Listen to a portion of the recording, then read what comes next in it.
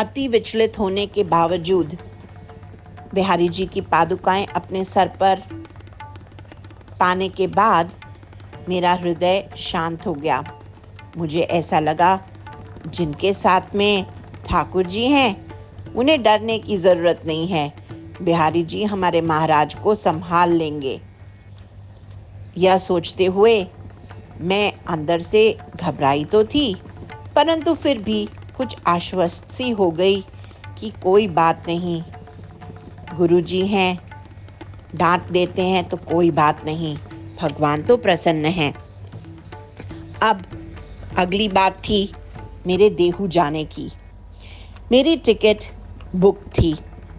7 अप्रैल को मुझे देहू जाना था, परंतु यह ग्रंथ लिखने के बाद और इसको ऑफ़र करने के बाद मैं बहुत ही, मेरा जो शरीर था वह शिथिल सा हो गया और मैं बहुत एग्जॉस्ट हो गई। मुझे ऐसा लग रहा था कि बस मैं बहुत थक गई हूँ और मुझे कुछ फीवर जैसा भी लग रहा था। मुझे लगा कि मैं अभी कहीं नहीं जा सकती हूँ, मुझे अपने घर पर ही रहकर कुछ समय विश्राम करना चाहिए, वरना मैं वहाँ जाकर देहू में कहीं बीमार ना पड़ जाऊँ। मैंने अपनी टिकट्स कैंसिल करी, जबकि उसमें बहुत नुकसान हुआ, परंतु फिर भी जब मेरा शरीर जाने के लायक ही नहीं था तो मैं यात्रा के लिए कैसे जाती। उसके बाद मुझे किसी भक्त ने कहा कि वहाँ पर बहुत गर्मी होगी, इसलिए अब मत आओ, अब जब बरसात शुरू होंगी तब आना। मैंने जब देहू जाने का कार्यक्रम बनाया तब अपने ब्रह्मचारी सखा श्री अनंत प्रभु, जो कि पुणे के में ही रहते हैं, जिनका निज आवास उनकी माताजी पुणे की हैं, उनसे हमने निवेदन किया कि अगर वह मुझे कुछ भक्तों का संग बता दें तो मैं कुछ आगे जाने का कार्यक्रम बनाऊं।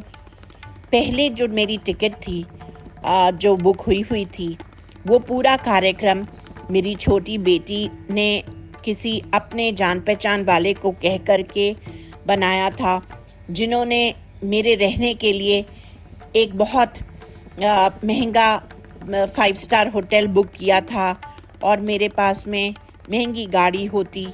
पर मुझे ऐसे लगने लगा कि मैं यात्रा के लिए जाना चाह रही हूँ और किसी अनजाने के सेवा नहीं लेना चाहती हूँ, और मैं किसी इस तरीके के पुणे के 5 स्टार होटल में रह कर के मैं देहू नहीं जाना चाहती हूँ। मुझे देहू ही चाहिए, मुझे देहू में ही रहना है और मुझे भक्तों के पास रहना है, मुझे भगवान के पास रहना है, न कि मुझे ऐश्वर्यशाली 5 स्टार होटल में रहना है। तो और ऊपर से मेरी तबीयत भी ठीक नहीं थी। इस तरीके से मैंने अपना पहला प्रोग्राम कैंसिल कर दिया, परंतु श्री अनंत प्रभु ने मुझे कुछ भक्तों के नंबर्स दिए और मुझे कहा कि आप उनसे कांटेक्ट कर लें। उनमें से एक विशेष थे, उनका नाम है श्री मोहन प्रभु। श्री मोहन प्रभु निगड़ी के या पिंपरी चिनबाड़ जो गोविंद धाम है वहाँ पर पुजारी हैं और एक वरिष्ठ भक्त हैं। उनसे मेरी बातचीत होती रहती और वो मेरा उत्साहवर्धन करते रहते। वह बार बार मुझे कहते, आप देहू दर्शन करने आ जाइए, आप आइए, आपका हम सारा प्रबंध कर देंगे, आप कोई भी चिंता मत करिए।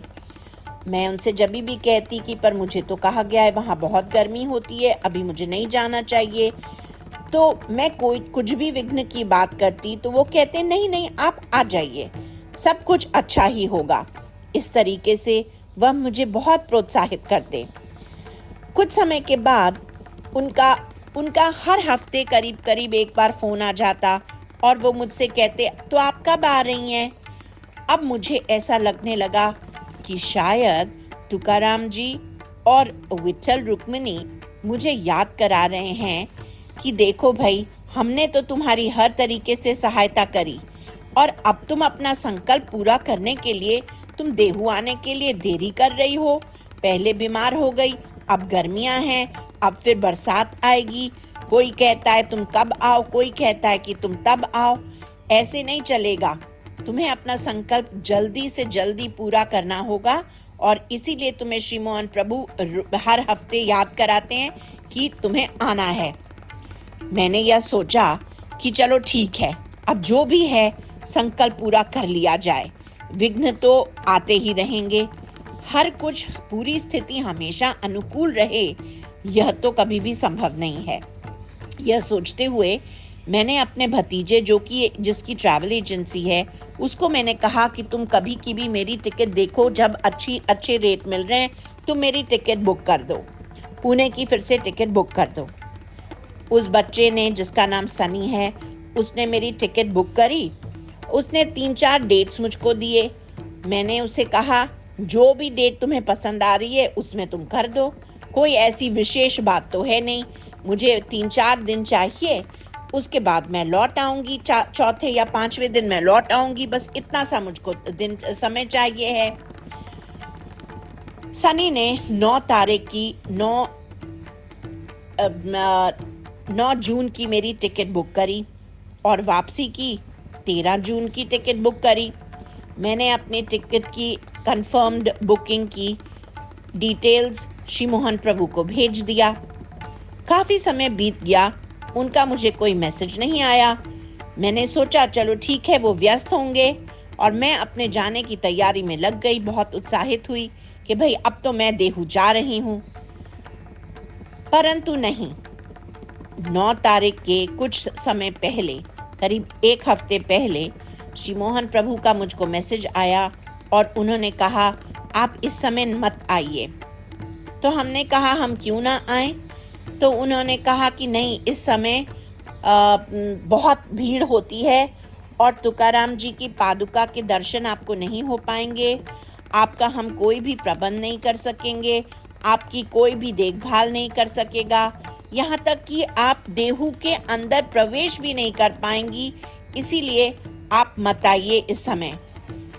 अब तो मुझे बहुत ही मैं उग्र सी होने लगी और मुझे ये समझ आया कि यह फिर से जिस तरीके की मेरी ग्रंथ जब मैं लिख रही थी और छपवाने के लिए इतनी बाधाएं आ रही थी, ये भी आध्यात्मिक, आदि दैविक, आदि भौतिक, उनमें से ही कोई न कोई एक क्लेश है और मुझे इनके ऊपर चढ़ना ही पड़ेगा, मुझे इनको पार करना ही पड़ेगा।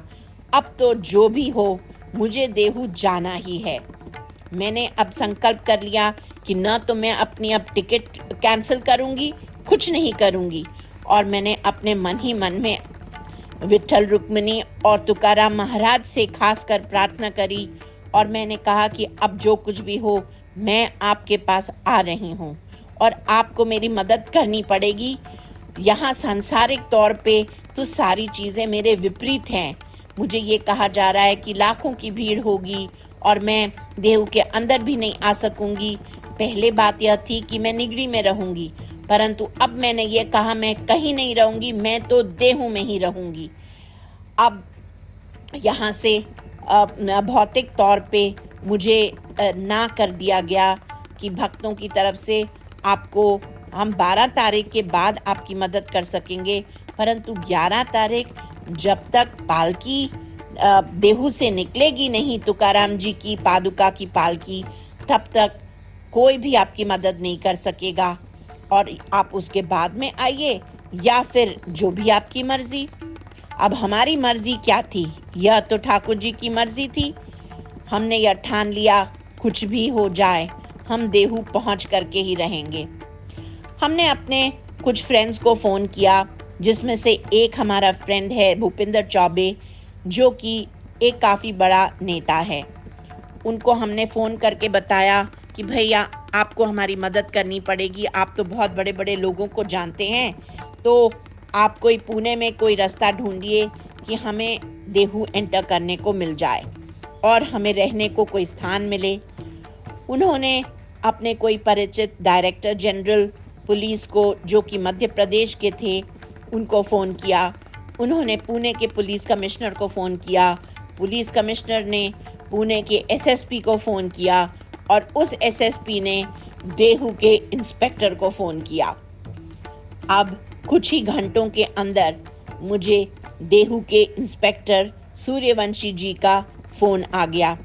उन्होंने मुझसे कहा कि आप बताइए कि आपको क्या चाहिए।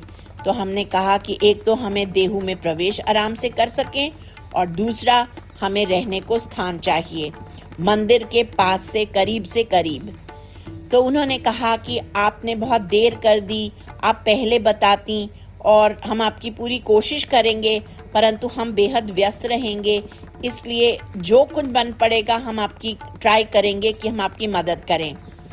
तो हमने कहा ठीक है, आप कोशिश करिए। ऊपर से मैं पूरी कोशिश कर रही थी, परंतु अंदर से मुझे पता था जो करेंगे सब ठाकुर जी करेंगे, जो होगा वह मेरी महाराज की कृपा से ही होगा। मैंने पहले भी मेरे अनुभूति रही है कि जब बहुत ही कठिन होता है समय या कठिन होते हैं हालात, तो कैसे भी करके ठाकुर जी और महाराज बिहारी जी, या उन्हें आप जो भी नाम देना चाहते हैं, गुरु तत्व बोलें, भगवान बोलें या महात्मा बोलें, अब मेरे पास में कोई शब्द नहीं है कि मेरी कौन मदद करता है, परंतु कोई देवी शक्ति है जो मेरी मदद करती है। इस तरीके से मेरा यह निश्चित हो गया कि मैं 9 तारीख को दिल्ली से फ़्लाइट पकड़ के पुणे पहुंचूंगी और वहां पर भी मेरे एक और मित्र जो कि इनकम टैक्स कमिश्नर हैं मुंबई में, विजय शंकर जी, उन्होंने व्यवस्था करी कि एक गाड़ी मेरे लिए तैनात करी गई जो मुझे सीधा देहू लेकर के आती। सुबह 8:30 बजे की फ़्लाइट थी और उस फ़्लाइट पकड़ने के लिए मुझे एयरपोर्ट 6 बजे पहुंचना था, 6 बजे से पहले पहुंचना था। रात भर मुझे देहू जाने की इतनी ज़्यादा एंजाइटी होती रही कि मुझे नींद ही नहीं आई। मैं जैसे ही पुणे पहुंची तो मुझे शांति हो गई कि हाँ, अब मैं पुणे तो पहुंच गई हूँ, तो फिर मैं देहू भी पहुंच ही जाऊंगी। जब मैं वृंदावन से निकलने की कोशिश कर रही थी, तभी भी विघ्न पे विघ्न आ रहे थे। कभी अचानक मुझे फीवर चढ़ जाता। रात को अपने घर से निकलने से पहले ही शाम को जब मैं पैकिंग कर रही थी, न जाने कैसे बैठे बैठे मेरे हाथ में मोच आ गया। तब मैंने यूं ही अदृश्य शक्तियों से बात करते हुए कहा, अब कैसा भी कोई विघ्न क्यों ना डाले, मुझे देहू जाने से कोई भी नहीं रोक सकता है। और मैंने मन ही मन बांके बिहारी जी से प्रार्थना करी और मैंने कहा, ठाकुर, तुमने हर समय मेरी बहुत रक्षा करी है, हमारी हमेशा मदद करी है, अभी भी मुझे सुरक्षित मुझे देहू तक पहुंचा देना। यहाँ पे मैं एक गुह्य बात शेयर करना चाहती हूँ। बिहारी जी की एक रक्षा कवच मेरे पास में है, जिसे मैं जब बहुत अति मुश्किल का समय होता है या कोई बहुत ही खतरनाक चीज़ होती है या सिचुएशन होती है, उसमें मैं उसे धारण करती हूँ।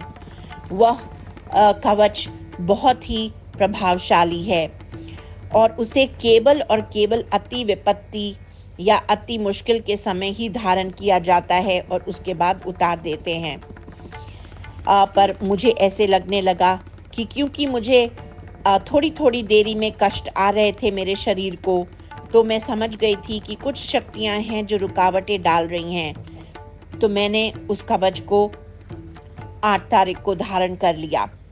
9 तारीख को मेरी फ़्लाइट थी, 8 तारीख को मुझको दिल्ली जाना था। मैंने उसे 24 घंटे पहन करके रखा। जैसे ही मैं पुणे पहुंची, गाड़ी में बैठी, मैं थकी हुई थी और थोड़ी रिलैक्स भी हो गई कि हाँ, अब मैं देहू के काफ़ी करीब आ गई हूँ, 1 घंटे में मैं देहू पहुँच जाऊँगी। तो मैंने अपना गाड़ी में ही मुझे नींद सी आने लगी और मैं पीछे की सीट में लेट गई।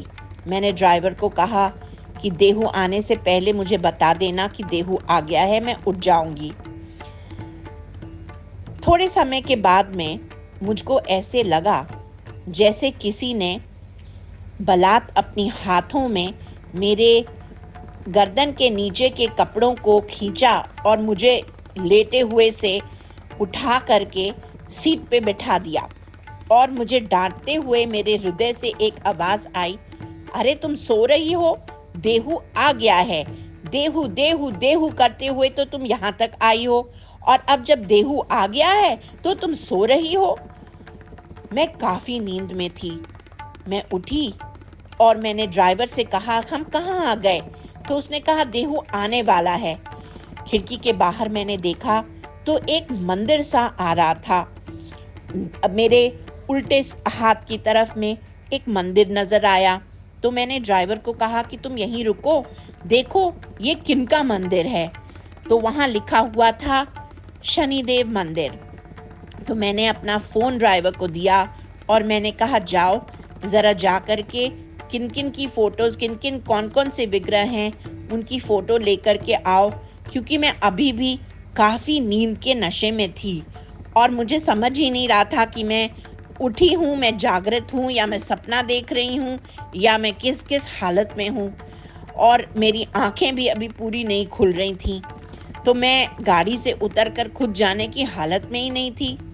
ड्राइवर उतर करके मेरे फ़ोन को लेके गया और उसने आ करके मुझे दिखाया, एक हनुमान जी का विग्रह था, एक शंकर जी का परिवार था और वो सब बंद थे, और एक छोटे से तुकाराम जी की विग्रह थी। जैसे ही मैंने तुकाराम जी की वो विग्रह के दर्शन किए, न जाने मेरे शरीर में ऐसी स्फूर्ति आ गई, ऐसे लगा जैसे कि कोई बिजली सी कौंध गई हो। मैंने वो फ़ोन लिया और झट से दरवाज़ा खोल करके गाड़ी का दौड़ते हुए मंदिर की सीढ़ियाँ चढ़ी और तुकाराम जी के समक्ष जाकर खड़ी हो गई। उनके श्री विग्रहों को आलिंगन किया और मैंने कहा, तुकाराम जी, मैं आपके शहर देहू आ गई हूँ, बहुत मुश्किल से आई हूँ। थैंक यू, आपका बहुत बहुत धन्यवाद है कि मुझे आपने यहाँ तक खींच लिया अपने पास। इस तरह बहुत खुशी खुशी मैंने उस ड्राइवर को कहा, मेरी इनके साथ एक फ़ोटो लो, और फिर वो फ़ोटो लेने के बाद में सारी नींद मेरी छू हो गई। बहुत सुंदर ठंडी ठंडी हवा सी चल रही थी। हर तरफ मुझे पहाड़ नज़र आ रहे थे, पेड़ नज़र आ रहे थे और कई पुलिसकर्मी वहाँ पे बैठे हुए थे। मैंने देखा कि ये आर्मी का कैंट एरिया की गेट शुरू हो रहा है। मैं वहाँ जाकर भी मैंने कुछ तस्वीरें खिंचवाईं। मेरा हृदय ऐसे नाचने लगा, मुझे ऐसे लगने लगा, वाह, मैं देहू पहुँच गई, मैं देहू पहुँच गई, मैं देहू पहुँच गई। और उसके बाद फिर मुझको ऐसे लगा जैसे कि एक बहुत बड़ा चुंबक, मैग्नेट, मुझे अपनी तरफ खींच रहा है, या यूँ कहें कि मैं एक बहुत विशाल डिवाइन मैग्नेटिक फील्ड के अंदर एंटर कर गई हूँ। उस गेट से लेकर के मैंने अपने ड्राइवर से पूछा कि गूगल में देखकर बताओ कि यहाँ से देहू का मंदिर और मेरा जिस स्थान में मेरे रहने का प्रबंध किया गया था, गीतांजलि होटल, वो कितना दूर है। उसने कहा 9 मिनट और 4 किलोमीटर। तो मैंने उससे कहा, ठीक है, चलते चलो। उसके बाद वो 9 मिनट और 4 किलोमीटर कैसे हमने क्रॉस किया, इसका मुझे कुछ भी भान नहीं है। मुझे सिर्फ ये पता है कि मेरा हृदय ज़ोर ज़ोर से धड़क रहा था। मैं अभी तुकाराम जी की पादुकाओं के आज दर्शन करने वाली हूँ। मुझे वही विट्ठल और रुक्मिणी के दर्शन करने को मिलेंगे जिनकी सेवा तुकाराम महाराज स्वयं किया करते थे। मेरे हर्ष, मेरे एक्साइटमेंट की मैं उसे शब्दों में उसको बयान नहीं कर सकती हूँ। जैसे ही हम लोग एक चौराहे के पास पहुँचे, मुझे ऐसे लगा जैसे मेरे हृदय में कोई कह रहा है, अरे तुम होटल बाद में जाना, पहले तुम मंदिर आओ। मैंने ड्राइवर को कहा, यहाँ से मंदिर का रास्ता कौन सा है? तो उसने कहा कि बिल्कुल पास है, परंतु यहाँ पर पुलिस की बैरिकेडिंग लगी हुई है, गाड़ी जाने नहीं देंगे। तो मैंने कहा, अच्छा तुम वहाँ तक लेकर के चलो, मैं इनसे बात करती हूँ। मैं उन पुलिस वालों के पास जब गाड़ी गई तो मैंने उन्हें बताया कि मुझे इंस्पेक्टर सूर्यवंशी ने यहाँ पर, मैं उनकी अतिथि हूँ और मुझे मंदिर जाना है। इंस्पेक्टर का नाम सुनते ही उन्होंने वो बैरिकेडिंग खोल दिया और मैं सीधा जो मुख्य द्वार है मंदिर का वहाँ तक पहुँच गई। समय था 1:15 बजे। 1:15 बजे वृंदावन में मंदिर बंद हो जाते हैं, ठाकुर जी शयन को चले जाते हैं, दर्शन बंद होते हैं। मैंने सोचा कि कम से कम मैं द्वार को तो प्रणाम करूं, उसके बाद मैं होटल जाऊंगी। मैंने अपनी चप्पल उतार करके केवल अपने हाथ में फ़ोन लिया और ले करके छलांग लगाकर गाड़ी से उतर गई। जैसे ही मैंने अपने पांव ज़मीन पे रखे, वो पत्थर ऐसे तपे हुए थे जैसे कि वो पत्थर ना हो, अंगारे हों। परंतु मेरे हृदय में इतना उत्साह था कि अंगारे क्या, चाहे आग खुद भी होता तो भी मैं उसके ऊपर चल करके चली जाती। मैंने यह सोचा, अब मुझे कोई नहीं रोक सकता है, मैं तो अवश्य ही जाऊंगी। एक और बहुत ही विस्मय करने वाली बात यह घटी कि जैसे ही मुझे वो चुंबक, जब मैं शनि मंदिर के पास तक पहुंची, वैसे ही मेरे हृदय से एक यह भी आवाज आई कि जो बिहारी जी का रक्षा कवच तुमने पहन रखा है, उसे अब उतार के अपने पर्स में रख दो। अब तुम्हें उस रक्षा कवच की जरूरत नहीं है, अब तुम पूर्ण तरह से सुरक्षित हो।